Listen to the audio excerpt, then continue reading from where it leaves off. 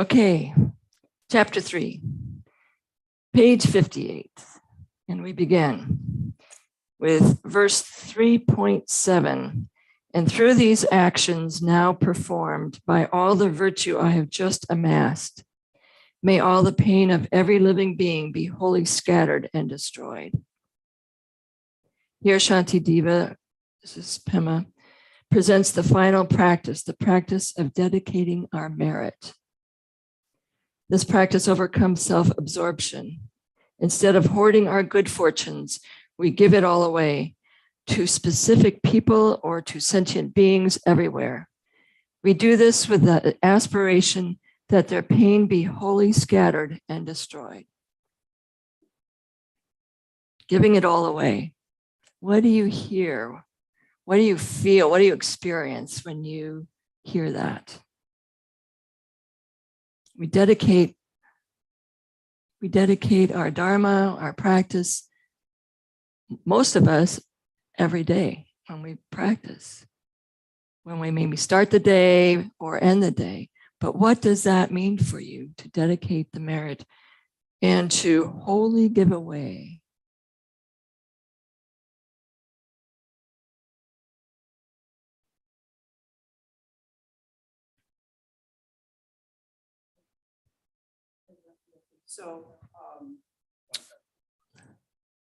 Oh, thank you. It brings me back to, can you hear me? Yeah, it's on the. Can you still go?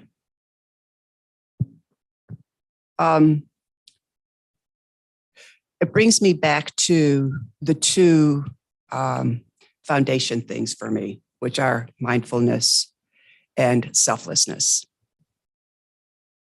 And so for me, it's being more present to what's popping up, seeing the identity, seeing what it is that is popping up, because that's what keeps me from being ultimately able to do that. It's about fearfulness that I won't have enough, or I won't be able to contain it. It'll be too painful. All of those frightful things. So those two things are really, I would say, the foundation, it seems like, for any of what, I'm engaged in lately. And so I've been making a concerted effort when I have a reaction to something, when I'm mindful enough, but I have a reaction to something, is seeing, what is it? What's the identity? What is it?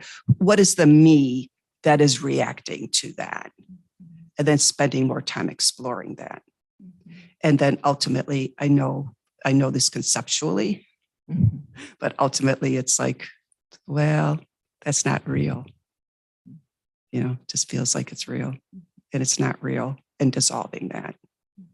And so I think what we've been learning, what we've been exploring is, keeps coming back to that focal point for me. And I feel like it's many identities. Something's always cropping up. It's always up to something. It's like a little imp, or, it's a unruly child. Keeps popping up.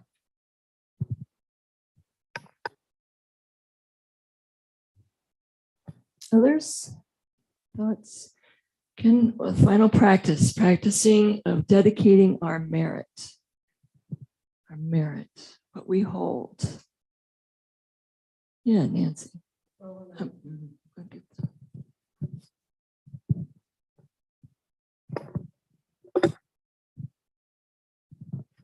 I think in another way, for me, and that's not scary, it's the rejoicing part.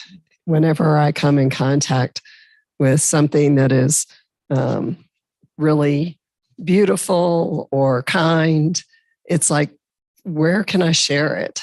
And who needs this? That I tend to feel, because I think that joy is contagious, and that it's my better part that's coming out as an offering when it rises up. And for me, that's there's, obviously there's no fear with that. Sometimes there's disappointment that there's no one there at that moment and stuff.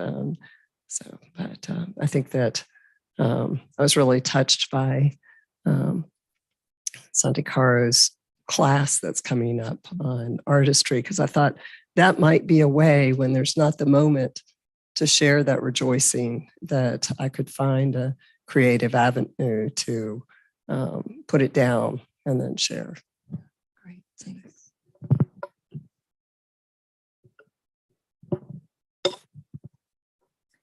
We usually start the merit, we say at the end often of our practice, whether it's meditation or a Dharma talk, may the merit of my practice be,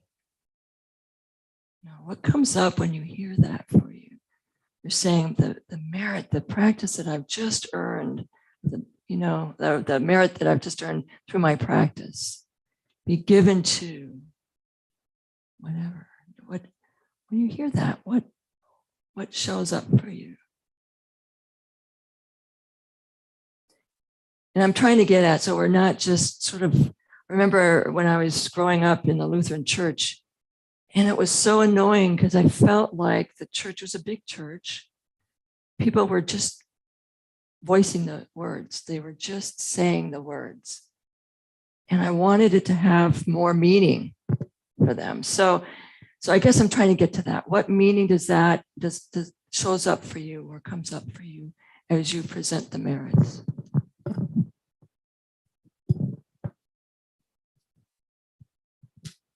So I'm realizing as you're asking the question, that when performing a practice or say any good deed, I have in mind Buddha Master from What is Cultivation, do good and forget about it.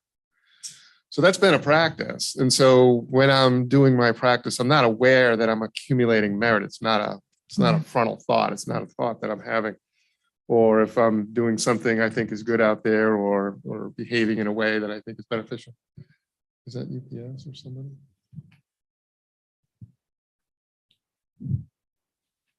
I'm not aware that I'm accumulating merit.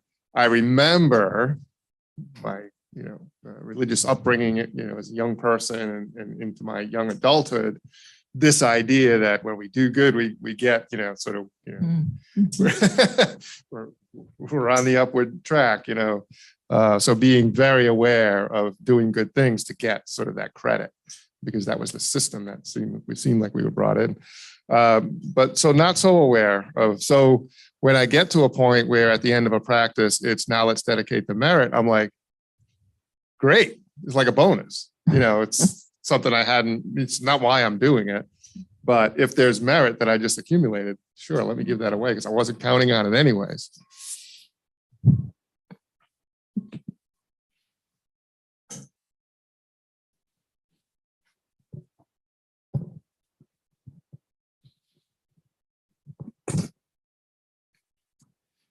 Thanks for everybody. Because things don't come to me until I hear other people talk. So to me, it's more like the merit I accumulate is this sense of well-being, this peace of mind, this serenity. And dedicating that means when I go out into the world, I use that peace of mind, that serenity, that level of compassion when I meet other people. And so the dedication of the merit is taking that sense of being and using it positively when I go meet with other people in the world. Thanks.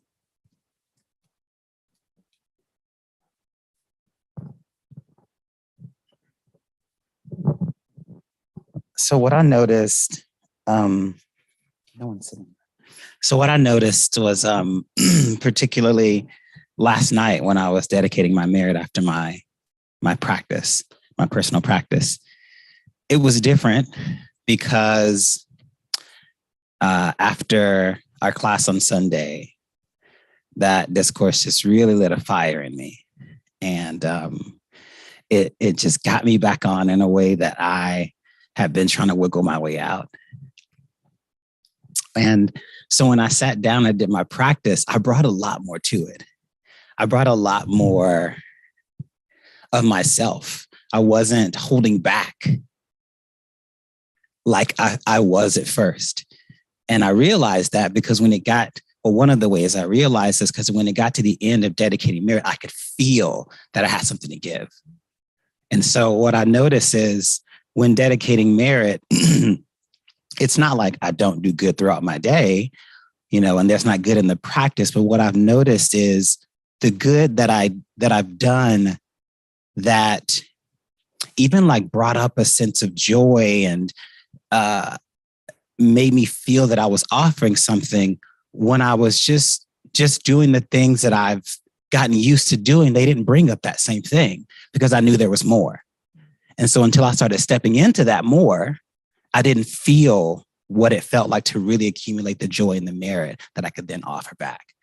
So it's like you can't just keep doing the same things you always do and expect that it's going to have the same sort of power. At some point, once we hit a certain place, it opens up and shows us there's more. So then you step into that, and then it brings up that different kind of, that joy, that merit that we can then offer away. Not that I understand merit perfectly. I'm not a Buddha, right? But what I notice in my own experience is it's different when I'm really stepping into the thick of it and I'm really getting uncomfortable and I'm saying yes to it anyways. It brings up a different kind of joy. There's a different kind of accomplishment that comes with that when I then offer it away, it just feels very different.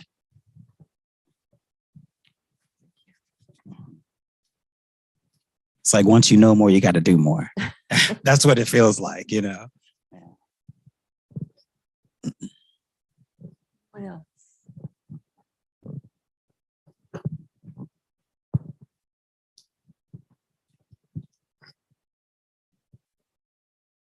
So it brings me back to the previous chapter on intention. Mm-hmm.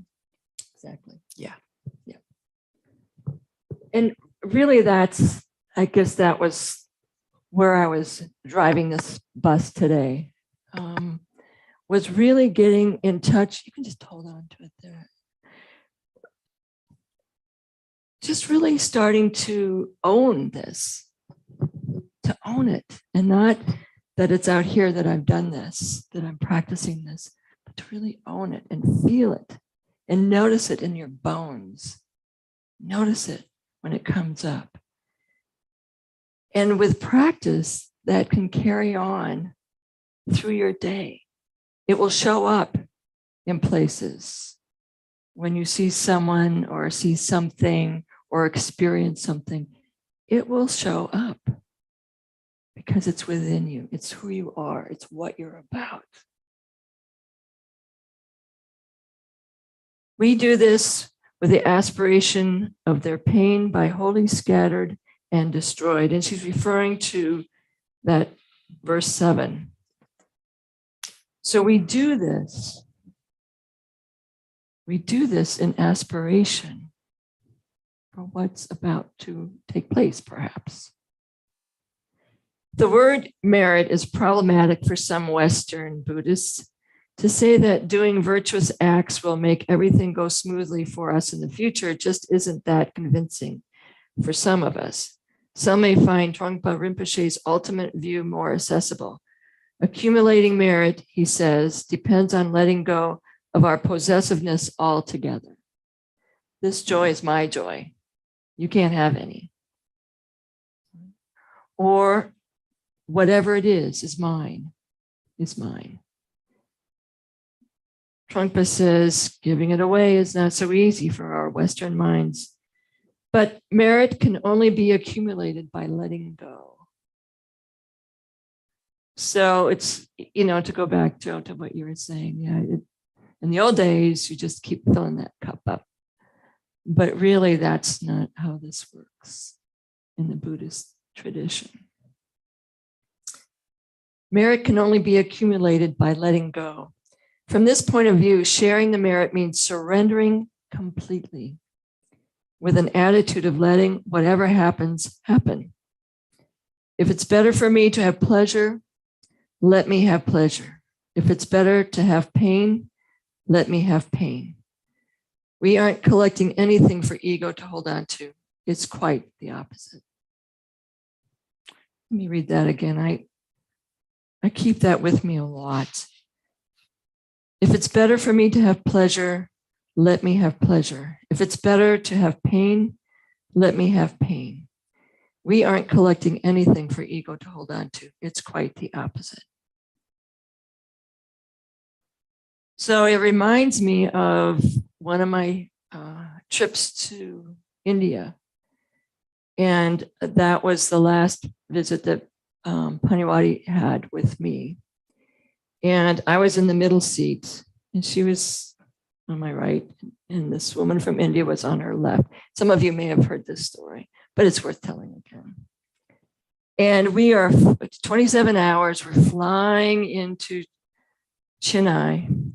And the woman next to me, we had chatted, and she says, so, she was coming to visit her family. She had married, but she was coming back to have a visit with her family. And she goes, when you're in India, the best way to be in India, now this is probably my third or fourth trip, is to simply say, come what may. I thought, oh, yes. Because you cannot predict anything over there at any given moment. And it's crazy wild. And it just mixes up and creates chaos in your physical system and your mental system and your emotional system. And all the sense gates are wild and crazy. So she says, come what may, to me. And I leaned over to Venerable and I said, she just told me to say, come what may. And of course, that became our mantra for the entire trip. And we brought it back here because that, in so many ways, that can be what occurs as recent as this morning. Come what may. Okay, we'll see what we can do with this. And when you can start letting go, and in a little bit, we'll talk about the shedding. We've talked about that before, but the shedding of what we carry, our belief systems, our memories, our thoughts, our routines, what we own or think we own, shedding of it. And that is, I believe, what Shantideva is talking about here. Verse 7. And through these actions now performed by all the virtue I have just amassed, may all the pain of every living being be wholly scattered and destroyed. Of course, one of the things I keep thinking about is the war, truly the war that's going on now in Ukraine. And putting so much merit out and throughout the day to those people who are over there living with this and having to experience this, the children and the adults.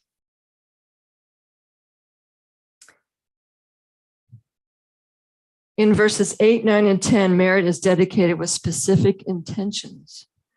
First, Shantideva dedicates his merit to the sick. If someone you love is ill and suffering greatly, for example, you're willing to give away all that you hold dear with the aspiration that they benefit from your sacrifice. You could express this intention in words similar to Shantideva's. And this really, verse 8, 9, and 8, 9. For all those ailing in the world, until every sickness has been healed, may I myself become for them the doctor, nurse, the medicine itself. Verse 9, raining down a flood of food and drink, may I dispel the ills of thirst and famine. And in the ages marked by scarcity and want, may I myself appear as drink and sustenance. And time before last, Venerable was here last week, we began the conversation about this.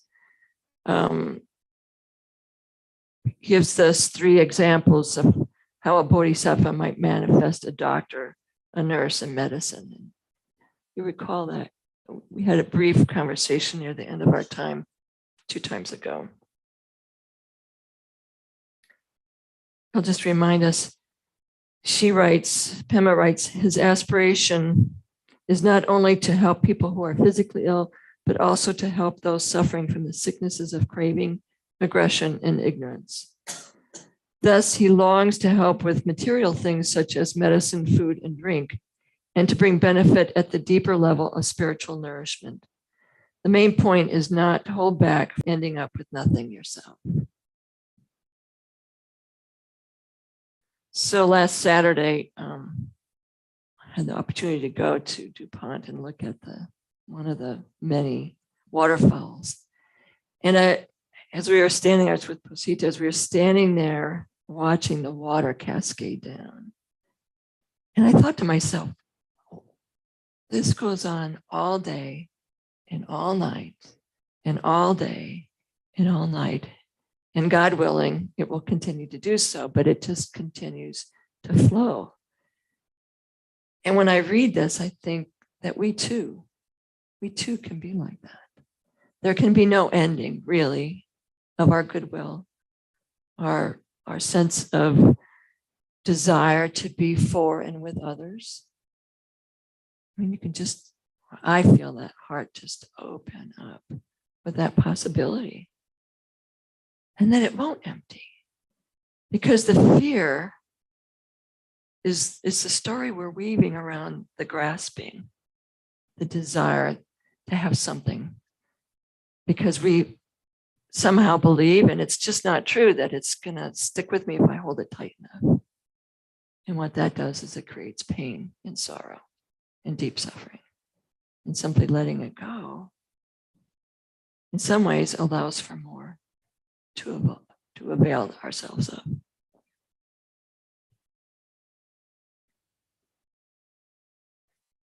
Doctor, nurse, and medicine.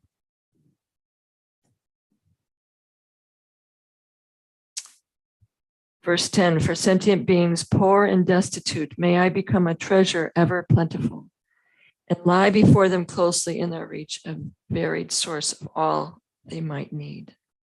Here, Shantideva dedicates his merit to the poor and destitute, again, on both the material and spiritual levels. The Bodhisattva might appear as a treasure, a shelter, a nurse, or anything that relieves our pain and opens our eyes to a bigger picture. How does that go? Therefore, the grace of God go I. Is that how that goes? You know, as we see it on the news, as we see it on the streets, could have been me. Could be me. Could be me. Anything that awakens our compassion or wisdom serves as a bodhisattva. Anything that awakens our compassion. The thing that awakens my compassion the quickest these days are animals. I mean, it's hard for me. I love the joy. You see Bodhi cat around here and immediately goes with his belly up. He's so happy. But then the sorrow that I see with animals that aren't treated well or that are homeless. But what brings up that sense for you? The compassion. Yes, Sukha. Well, I speak pretty loudly.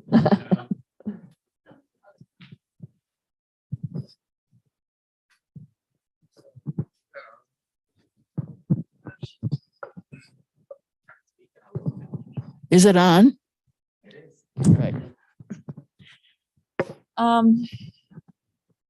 In reading that chapter, it says that merit is not just the good feelings, but merit is the good things that have come to us in our life, our experiences. It's, I have a nice home. We have a good income. And I feel like a hypocrite because it talks about when you dedicate your merit, you give everything that you have. So if I want to preserve our income so that I can not be homeless when I'm 100 years old, that's fear, and that's not giving away. I feel like a hypocrite because I feel like it's not enough to just mouth and say, I wish for you all this good. I wish for your suffering for being gone. If I was really dedicating my merit, which is the good that has come to me, wouldn't I be immediately inviting a Ukrainian family to come live in my home? In other words, when I dedicate my merit, I'm thinking all I know when you dedicate, it comes back. And I say, I don't need it. I don't need it to come back. Just go. But then I think about, I'm not really dedicating my merit. I still keep that merit that keeps me comfortable in life. Should I not just, I'm asking a question for clarification. What about, am I not dedicating my merit if I'm unwilling to invite a Ukrainian family in my home? If I'm not willing to give all that we have to help others? It's a question. Thoughts, responses?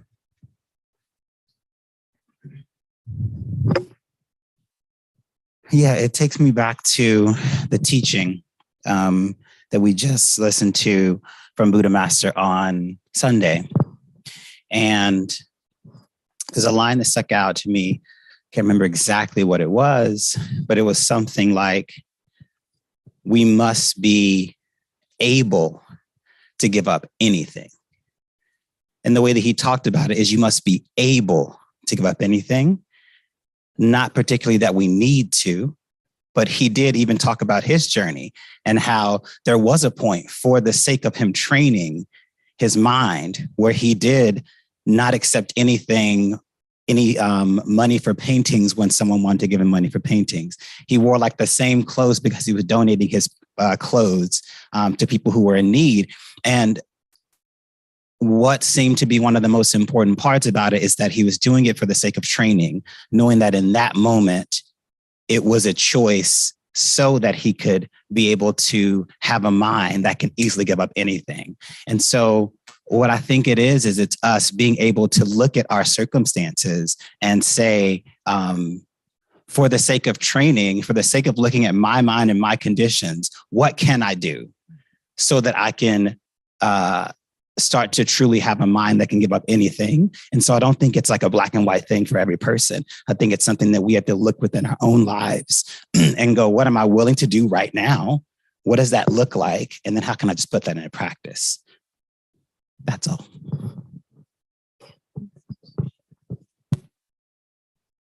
Sorry, I'm not reading this, but I can see like some parallels. Like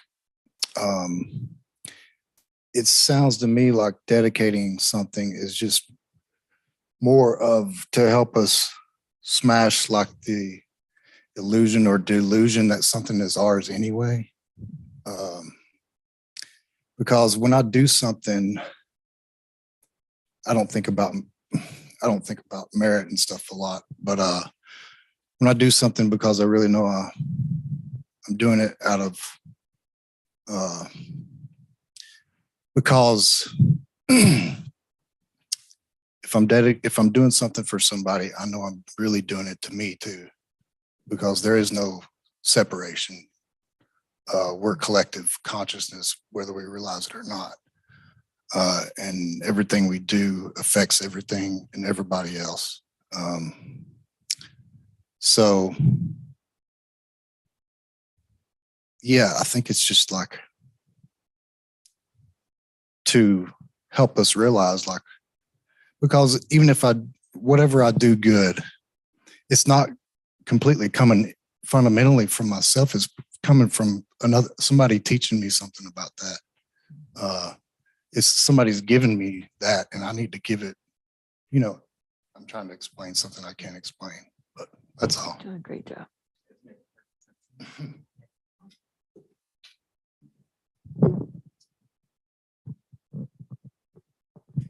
Suka, I don't have any of those answers, but I did want to share something very quickly. Joe and I live in a small, lovely home that we've worked very hard for. During the pandemic, our son came home to visit with his girlfriend. And so at that time, we were both working and we had the means to give them a start. For me to just give my home away and have nothing, then now I'm relying on other people. I can't offer anything. You know, I can't be charitable. I can't be hospitable. At the same time, though, I recognize that I won't just invite anyone to my home anymore.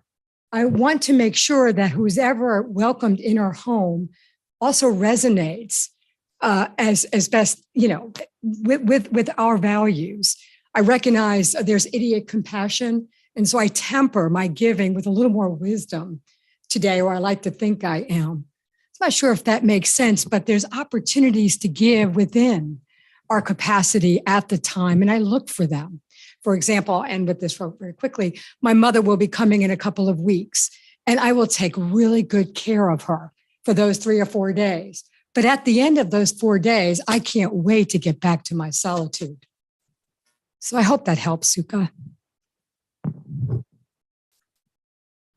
This is bringing up a lot. And I think pulling together many things. It's that having the courage when the opportunity comes to say yes.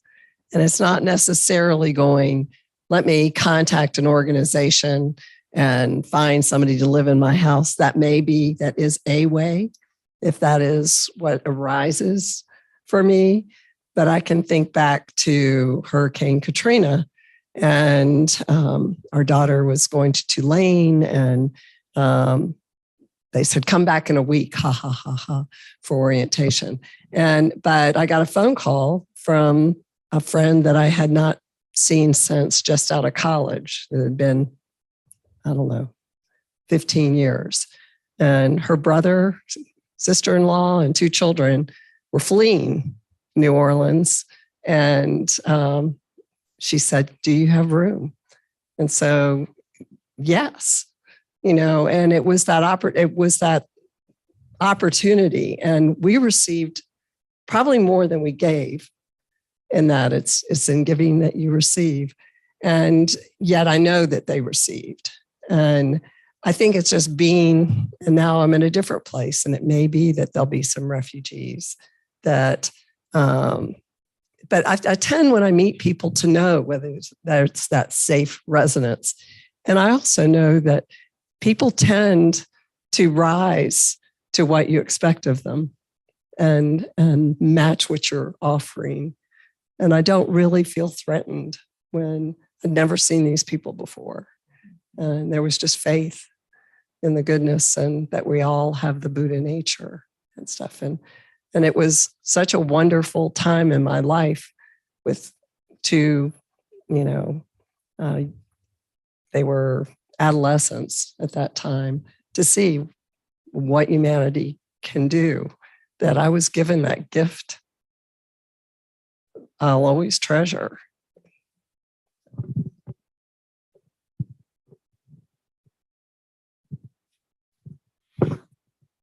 I think back to the title of the book, No Time to Lose. And I'm not willing to give the effort and to be a monastic, to pursue enlightenment wholeheartedly. And I think to give all my merit, there's something in the Christian books that talks about it's difficult for a rich man to get to heaven as it is for a camel to go through an eye of a needle, or something like that, right? And I was on a retreat several years ago, and there were some monastics from California. And the one woman who I took back and forth from the airport, she had given all her money to a trust fund that she can no longer touch to go live as a monastic. And that's because her where she was in life was, this is what I need because of what I want to achieve. And so I take this giving the merit away as, if I really want to pursue enlightenment in this life, the house we have is probably not going to work for us. I'm not going to keep my money to give to our kids. And I'm not to that point in my pursuit of enlightenment to be willing to give all that away. And I recognize that. But I can still be a much better person today and tomorrow by following as best as I'm comfortable with the tenets of the Dharma. So that's how I rationalize is the correct word, right? I'm rationalizing why I have these things and I'm not willing to give these things away. But I still am a better person tomorrow when I listen to this stuff, take what I can with it and work with it at where I'm at.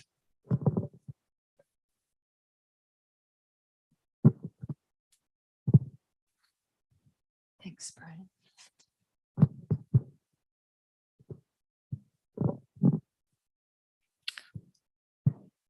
I had an opportunity recently to, oh, sure, glad to. I was in an airport and buying cookies or something wonderful. And there was a young woman in front of me in line, and the checker, basically told her, you can't use your debit card here. And she became quite frustrated and had no cash and that kind of thing. And, I was right behind her and I said, I have some cash, and paid for her snack. And it was almost just like, I got to do this kind of thing. And, she was grateful. And then she turned to me and said, I'll pay it forward. And that kind of to me was the gift. It was less about me providing a gift than to hear her say, I'm next. I'm next in line for this. I've just been sitting with that as we've been talking. And the notion of not being recognized for your merit, that's a real private thing, as I'm hearing. And that we almost, that would not be a, as they say, carbon footprints, offset almost. So anyway, that's where I went. Thank you.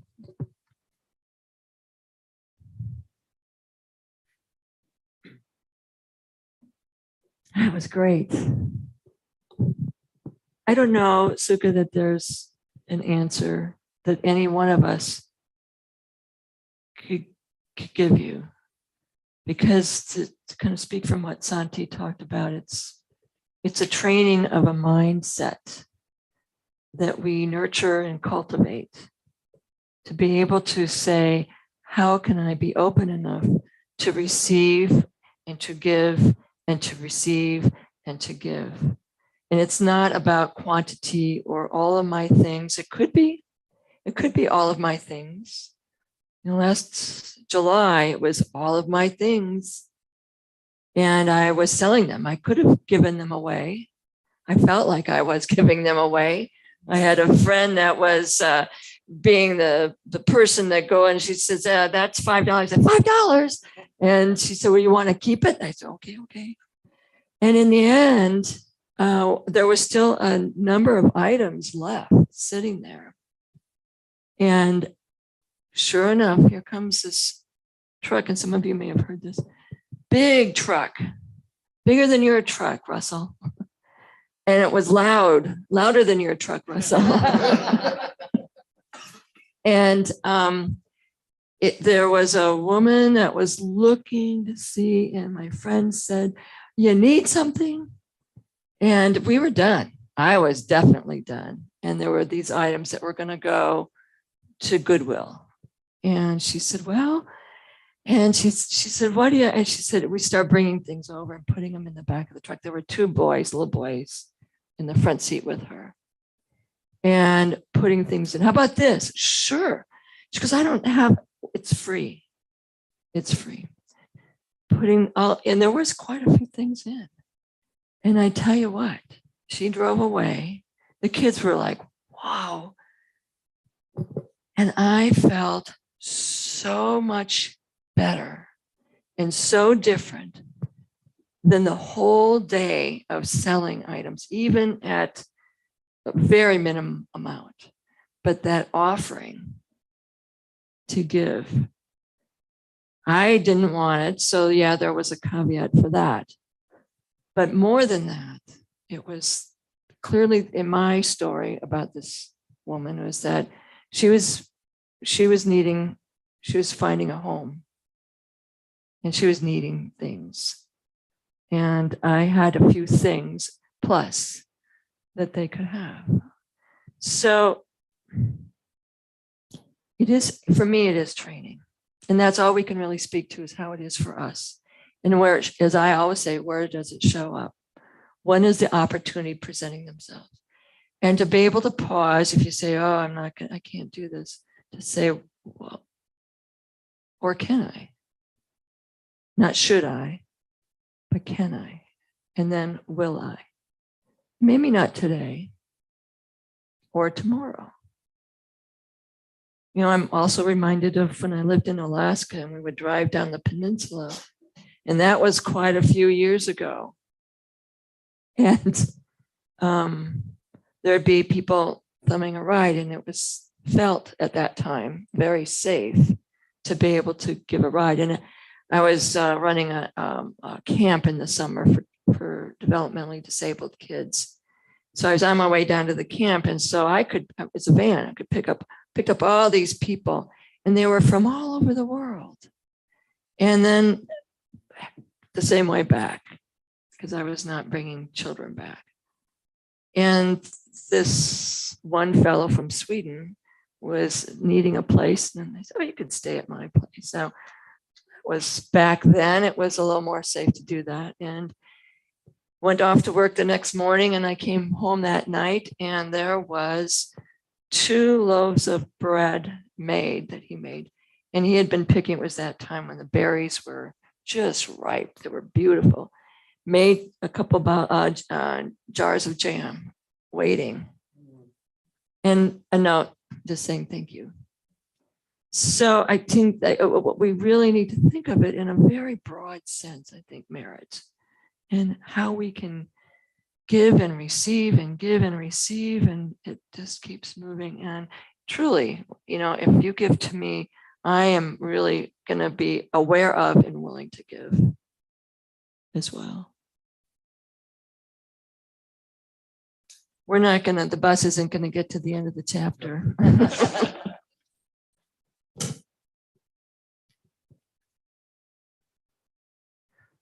That was really rich. Thank you all. We're not stopping there, but that was great.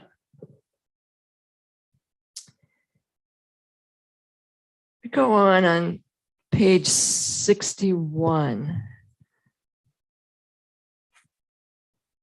My body thus and all my goods besides, this is, she's referencing this verse 11, and all my merits gained and to be gained, I give them all away, withholding nothing to bring about the benefit of beings.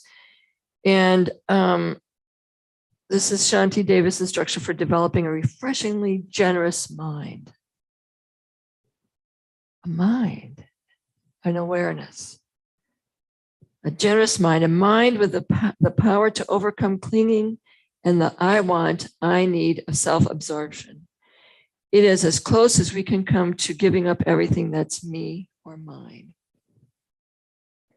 The journey to enlightenment involves shedding, not collecting. It's a continual process of opening and surrender, like taking off layer after layer of clothes until we're completely naked with nothing to hide. But we can't just pretend, making a big display of disrobing, then putting everything back on when no one's looking. Our surrender has to be genuine. And I think that's what we were all getting to in this wonderful conversation, is to really tap into that authentic, genuine self. And be curious along the way to say, how does this fit for me? What does it feel like? And to really notice when you do so, what arises for you.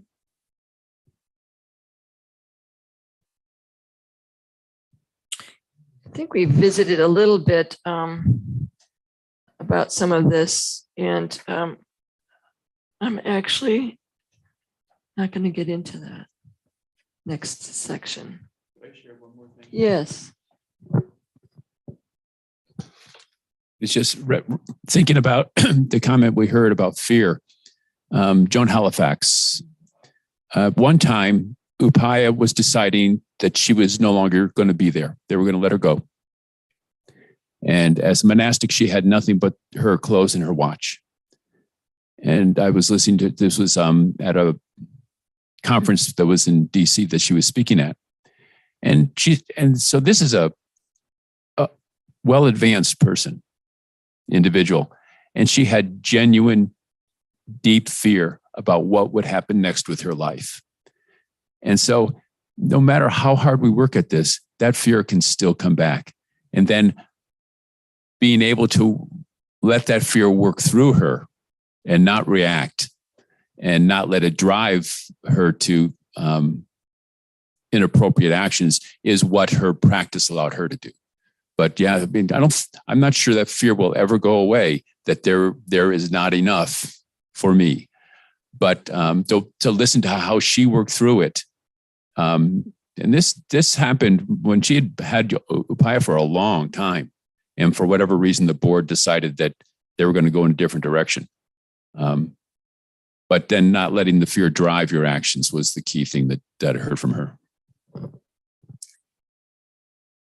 I really appreciate the fact that you said that, because I was going to point out what we've talked about in previous chapters about step by step. And that this doesn't happen all at once, or that then we can get into the shoulds. Oh, I should be better than this. I should, but to step by step, and that it is a practice and it is a process, and that we give the best that we can give at the time that we can give it, which is a little bit of what you were saying, Brian. Yeah. As I was just listening to everybody share, when I was living in the monastery, there was one of our monastic siblings, and she would sit with us every week.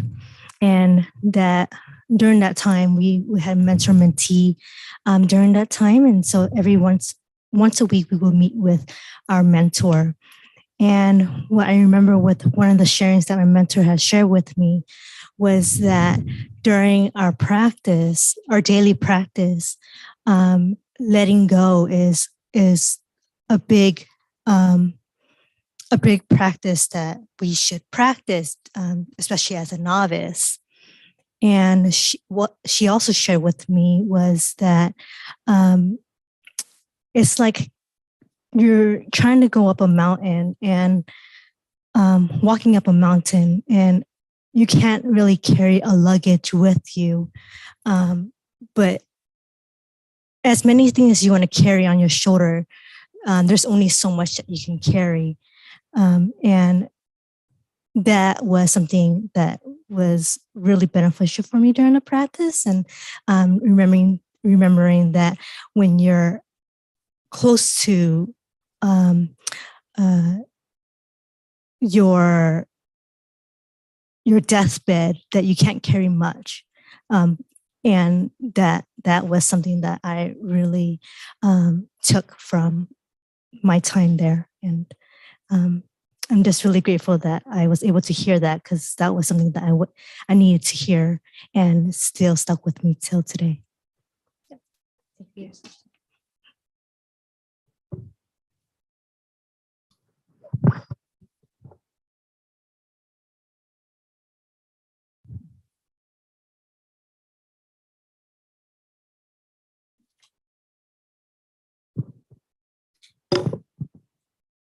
Well, I'm really moved by the things I'm seeing in the news as the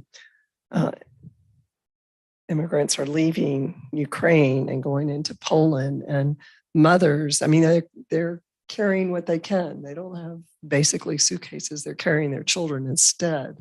and that's the choice. But other mothers in Poland have abandoned and left at the train station their baby carriages for them. So as soon as they get there, they just take one.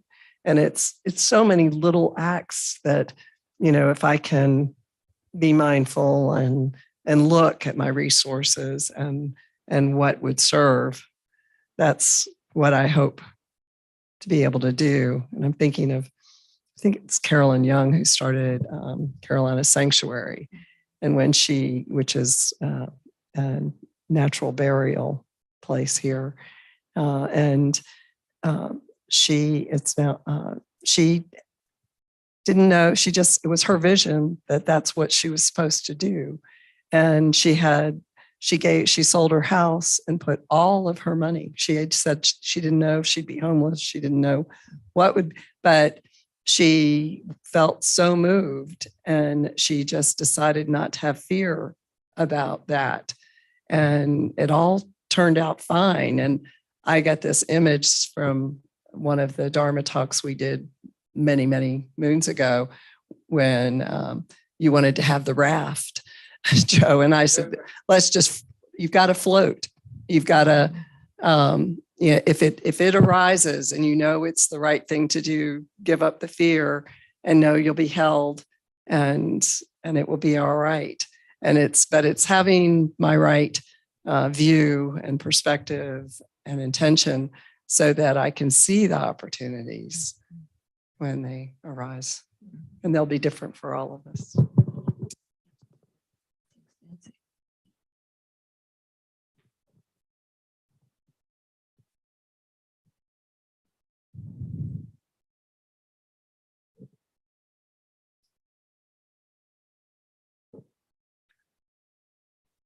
I'm going to let that just sit with us for the week. The voices, I'm going to encourage all of us to remember the voices in our circle today, our semicircle, and carry that with you. Carry the feeling of openness and heart and compassion. Let's just sit with this for just a minute.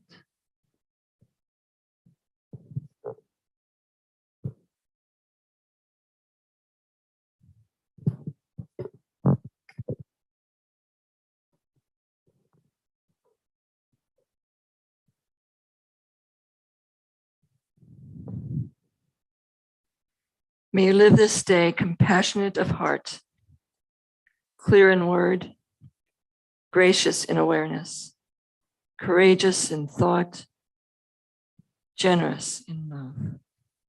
Sadhu, sadhu, sadhu.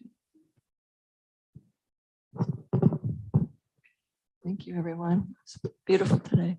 Thank you so much.